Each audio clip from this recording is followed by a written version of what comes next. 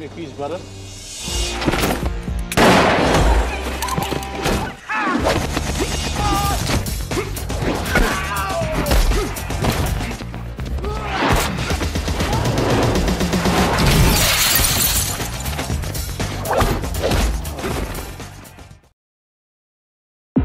of death for all people in the US ages 10 to 34 died from guns and police officers. Di awal film memperlihatkan seorang wakil presiden yang sedang berpidato di hadapan banyak orang. Di dalam pidatonya itu, si wakil presiden membahas tentang maraknya penjualan senjata ilegal di negara Amerika. Bahkan si wakil presiden sampai meminta para polisi atau penegak hukum harus cepat memberantas penjualan senjata ilegal tersebut sebelum lebih merajalela.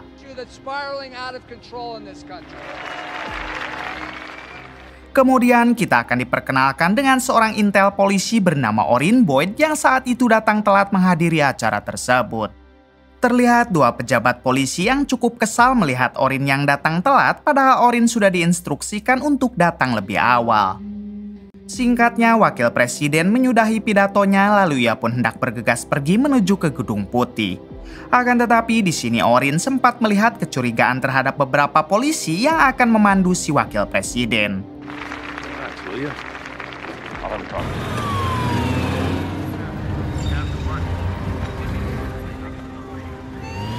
Ternyata dugaan Orin benar karena saat mobil rombongan si wakil presiden melewati jembatan, tiba-tiba muncul helikopter yang mengudara sangat rendah.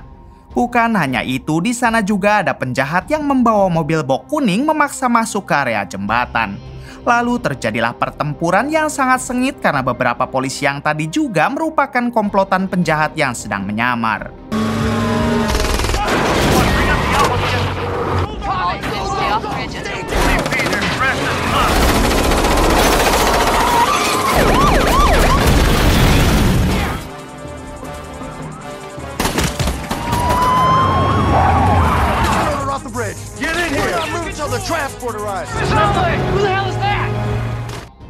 Di tengah pertempuran itu muncullah Orin, sang jagoan kita, yang langsung menghabisi para penjahat tersebut.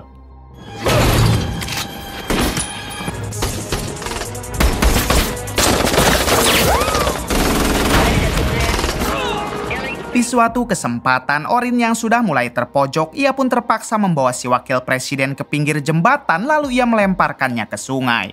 Kemudian Orin yang sekarang sudah leluasa, ia pun berhasil meratakan para penjahat tersebut.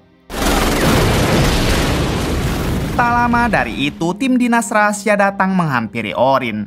Sementara si wakil presiden tampak sudah diselamatkan oleh petugas. Singkat cerita, Orin yang sudah menyelamatkan wakil presiden bukannya mendapat penghargaan atau naik jabatan, tapi malah dimarahi habis-habisan oleh ketua polisi.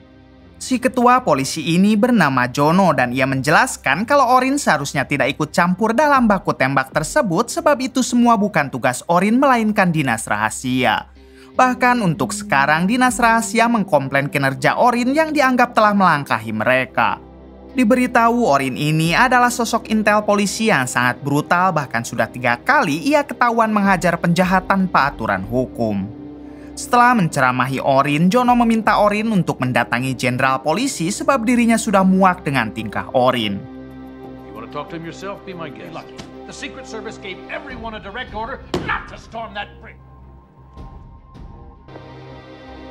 Kemudian Orin mendatangi si jenderal, ini orangnya.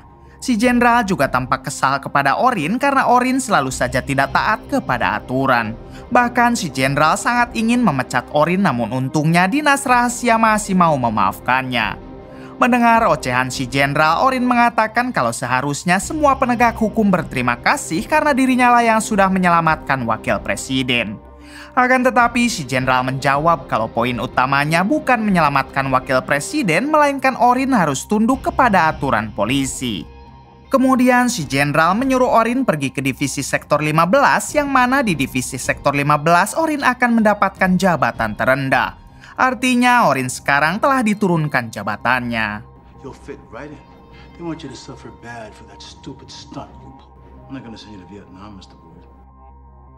Singkat cerita, Orin pergi ke kantor divisi sektor 15 dan divisi tersebut dipimpin oleh seorang komandan polisi wanita bernama Susan, ini orangnya.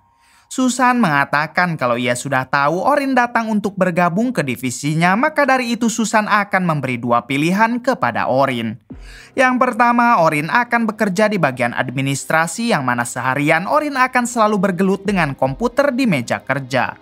Yang kedua, Orin akan dipekerjakan di bagian Satlantas untuk mengatur lalu lintas kota. Mendengar pilihan itu, Orin mengatakan kalau ia tidak bisa mengetik komputer dan juga mengatur lalu lintas. Namun Susan menjawab kalau dirinya hanya memberi dua pilihan saja. Problem in my house, you come and see me. None of us knows and criminals all swearing they're alterable. I can't type. I have a better idea. Adegan berpindah ke seorang pria kaya bernama Walker yang saat itu mendatangi kantor polisi pusat. Ternyata Walker datang ke sana untuk menemui adiknya yang sekarang mendekam di dalam penjara. Di sini sang adik mengatakan kalau dirinya sudah sangat tidak betah mendekam di dalam penjara dan ingin segera keluar. Kasihan melihat sang adik, Walker menjawab kalau ia akan secepatnya membebaskan sang adik bagaimanapun caranya. Diketahui Walker ini adalah seorang pengedar yang mempunyai jaringan ke luar negeri. You do whatever you gotta do to make sure that you're safe in there.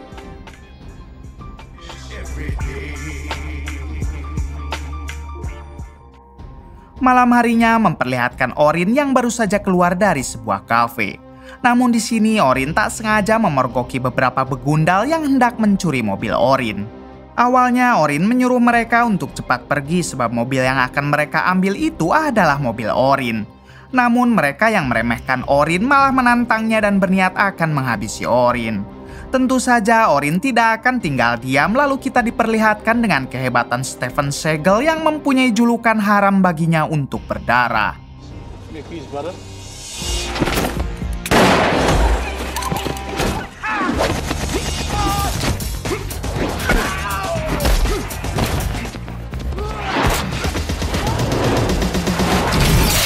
Setelah mengajar mereka, Orin pun langsung bergegas pergi menuju rumah. Namun ketika di tengah perjalanan, Orin tak sengaja melihat mobil Hummer kuning yang tampak mencurigakan dengan puluhan kuntung rokok di sampingnya. Orin juga akhirnya melihat seorang pria yang sedang menggunakan teropong. Lalu dengan cepat Orin menghampiri pengguna teropong tersebut dan mencari tahu apa yang sebenarnya dia lakukan. Diberitahu orang ini adalah tangan kanan Walker yang ditugaskan oleh Walker untuk mengawasinya dari jauh. Sementara Walker sendiri tampak sedang bertransaksi dengan seorang gangster. Mengetahui hal tersebut, Orin langsung memborgol si tangan kanan ke mobil, lalu Orin akan segera menangkap juga Walker berikut dengan si gangster.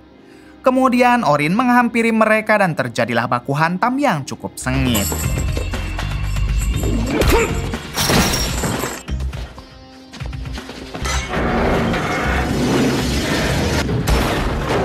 Dalam insiden ini, Orin berhasil menangkap si gangster sementara Walker sendiri mampu melarikan diri. Lalu Orin membawa si gangster ke bawah, namun apesnya tangan kanan Walker juga sudah kabur entah kemana. Akan tetapi yang lebih apesnya lagi, ternyata si gangster ini merupakan polisi yang sedang menyamar dan diketahui dia bernama Montini. Terlihat jelas Montini sangat kesal karena ia sudah berbulan-bulan menyamar untuk menangkap Walker, namun sekarang digagalkan oleh Orin. Keesokan harinya memperlihatkan Orin yang sekarang terpaksa menjadi Satlantas. Orin yang tidak pandai mengatur lalu lintas, ia malah membuat jalanan seisi kota menjadi macet total. Akan tetapi Orin tampak tidak peduli karena ia memang tidak pandai mengatur lalu lintas.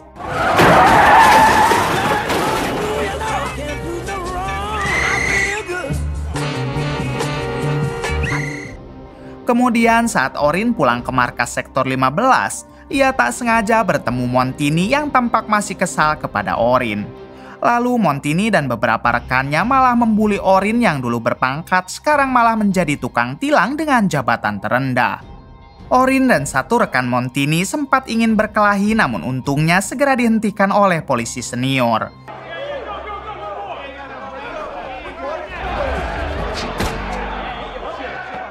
Diketahui polisi senior ini bernama Strut dan ia terkenal sangat baik serta patuh kepada peraturan. Bahkan para polisi di Sektor 15 begitu menghormati Strut. Welcome to the 1-5.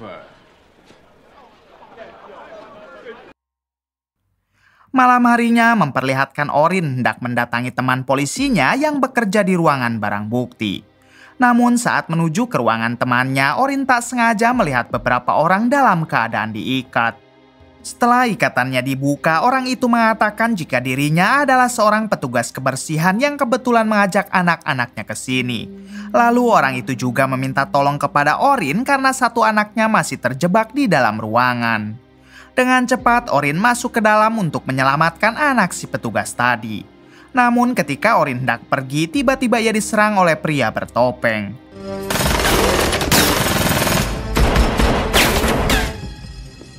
Untungnya Orin berhasil menyelamatkan anak tersebut dan di waktu yang sama pasukan taktis masuk ke dalam gedung.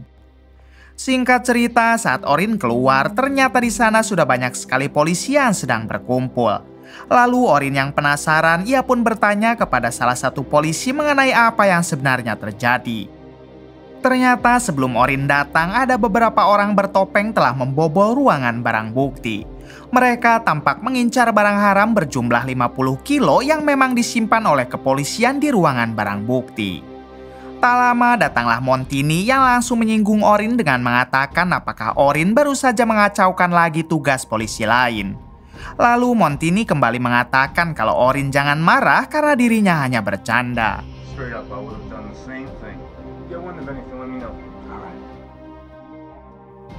Di hari berikutnya, saat Orin berada di markas Sektor 15, tiba-tiba ia didatangi oleh Susan, yaitu komandan Sektor 15. Di sini Susan bertanya kenapa semalam Orin berada di kantor barang bukti.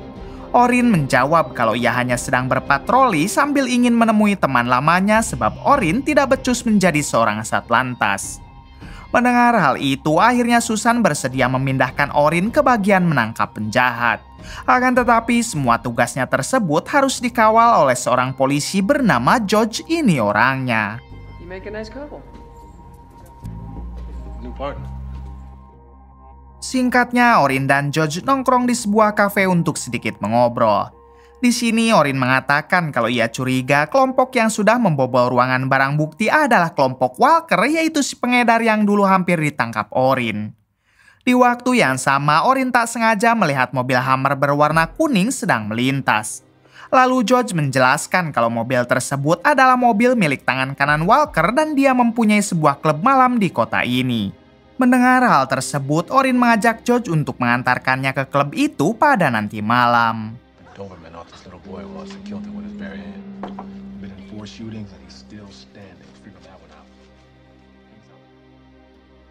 Singkat cerita, pada malam harinya memperlihatkan Walker yang sedang menghitung uang hasil penjualan barang haram bersama tangan kanannya. Lalu Walker yang kehausan, ia pun memesan teh jus rasa gula batu granit kepada si tangan kanan. Now, get my drink.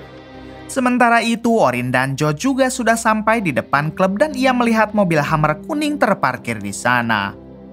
Beberapa menit kemudian, saat si tangan kanan sedang memesankan minuman untuk Walker, tiba-tiba ia dikejutkan dengan kemunculan sosok Orin. Bersamaan dengan itu, rupanya bodyguard si tangan kanan berbadan besar-besar, lalu pertarungan pun terjadi.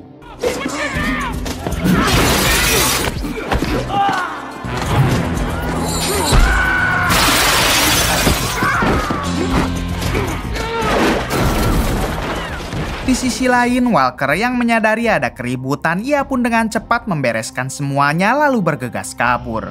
Tapi ternyata di luar sudah ada George yang siap menghentikan Walker, namun tiba-tiba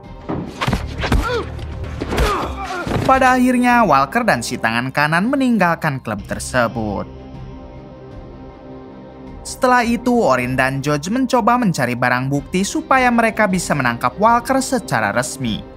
Akan tetapi hal tersebut sia-sia karena Orin tidak menemukan barang bukti apapun. Di sini Orin hanya menemukan karcis pengunjung Walker yang beberapa hari lalu Walker mendatangi penjara. Singkatnya, Orin langsung mendatangi adik Walker di dalam penjara untuk mencari informasi tentang Walker. Namun sayang adik Walker memilih bungkam dan tidak mau mengatakan apapun kepada Orin. Diketahui adiknya ini masih berusia 16 tahun sehingga ia mendekam di penjara anak. Sementara alasan adik Walker masuk penjara karena ia ketahuan membawa barang haram sebanyak 50 kilo, yaitu barang haram yang kemarin malam dirampok di kantor barang bukti. I know it's safe right there. Come on, man. The business you even talking about. Came up empty. Guy's clean. Like a little too. Said I never heard of him, man. You know what I'm saying? Malam harinya memperlihatkan Montini dan beberapa polisi termasuk Strut sedang asik berkumpul di dalam bar. Don't even have to be in shape to play golf. Hey, I got one Babe Ruth. Baseball. Lalu ketika Montini hendak pulang, tiba-tiba ia didatangi oleh Walker yang menodongnya. Di sini kita akhirnya diberitahu kalau Montini sebenarnya rekan bisnis Walker dalam bidang peredaran dan Walker juga tahu kalau Montini merupakan seorang polisi. Sementara alasan Walker menodong Montini karena Walker kira Orin adalah polisi suruhan Montini. Namun setelah dijelaskan, akhirnya Walker percaya kepada Montini, bahkan ia bersedia melenyapkan Orin. Ternyata percakapan mereka didengar dan dilihat oleh Orin yang sedari tadi berada di situ.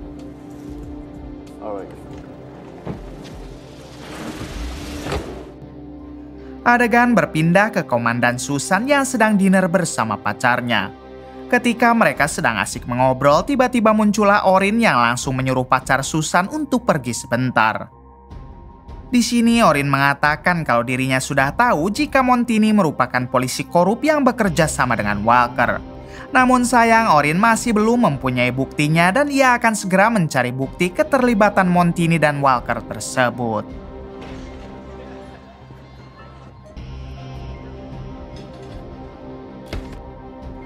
Keesokan harinya terlihat Orin yang sedang mengikuti mobil Walker secara diam-diam. Namun ketika sudah cukup lama mengintai, tiba-tiba dari belakang mobil Orin disenggol sampai mengalami tabrakan. Setelah itu Orin dibawa ke mobil mereka untuk segera dieksekusi. Ternyata yang melakukan semua itu adalah Montini dan beberapa polisi anak buahnya. Kemudian saat Orin hendak disuntik mati, rupanya Orin masih bisa melawan walau dalam keadaan diborgol, lalu terjadilah keributan.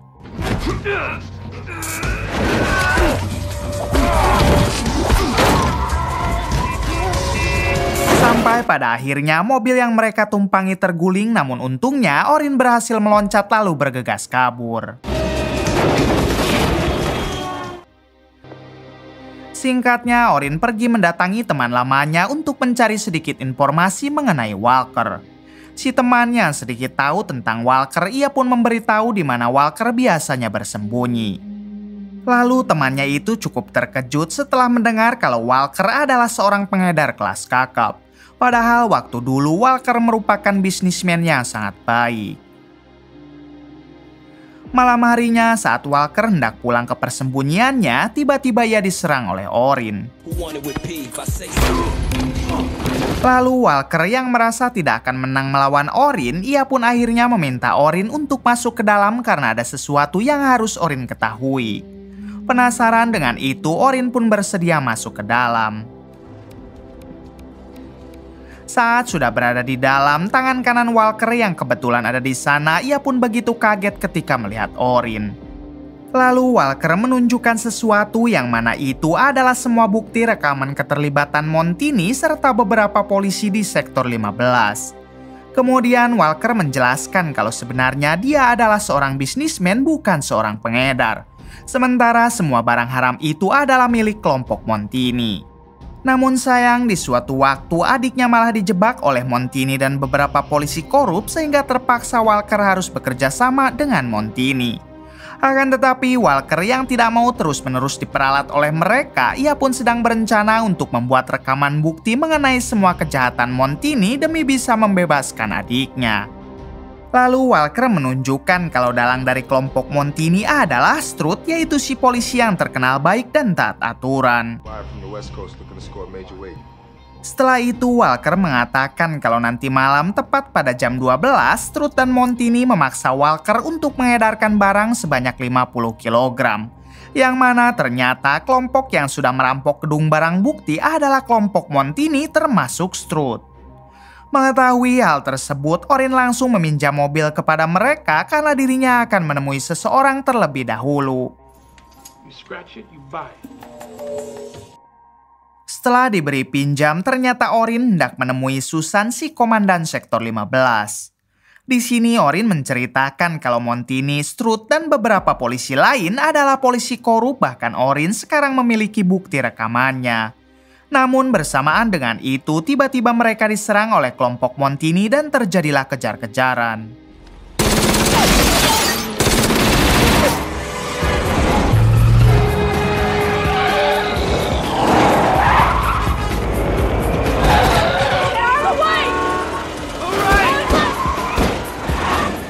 Di tengah pengejaran, mobil yang Susan kendarai harus menabrak. Sementara Orin memutuskan untuk segera pergi dari sana dengan menggunakan motor karena ia tahu yang mereka incar adalah dirinya.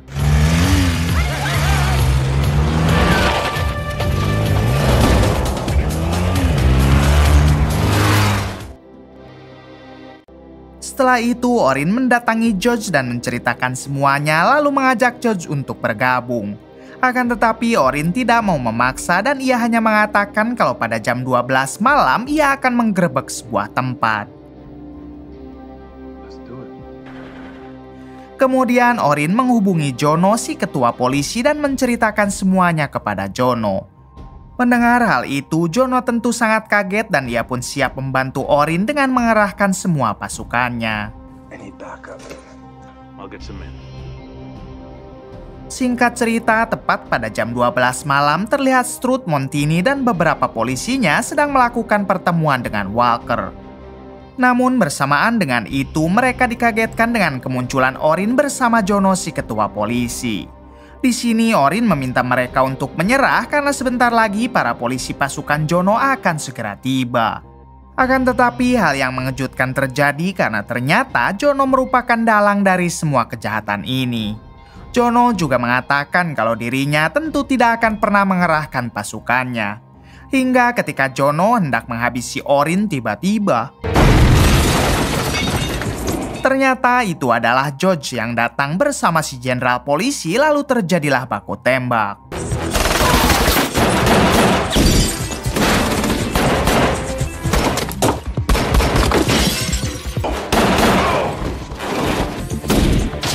Di suatu kesempatan saat Jono hendak melarikan diri, ia pun berhasil dihabisi oleh si jenderal.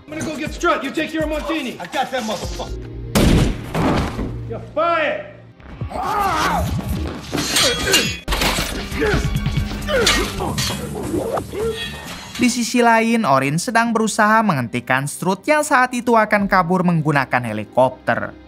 Sampai pada akhirnya Orin menyangkutkan tangga heli itu ke besi dan inilah yang terjadi.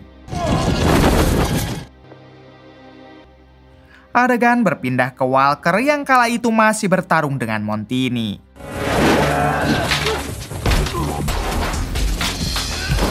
Setelah cukup lama bertarung, akhirnya Walker berhasil menghabisi Montini. Singkat cerita, setelah semuanya kondusif, si jenderal berencana akan mengangkat Orin menjadi ketua polisi, sedangkan untuk George akan diangkat menjadi wakilnya. Sementara teruntuk Walker, si jenderal berjanji akan langsung melepaskan adiknya dari dalam penjara. Tamat. Bagaimana menurut kalian? Kisah yang mungkin dapat kita ambil dari film ini adalah tetap percaya kepada penegak hukum karena yang jahat itu hanyalah oknum. Oknum loh. Oke, terima kasih yang sudah menonton sampai akhir. Mohon maaf bila banyak kesalahan. Salam dari Bray Movie.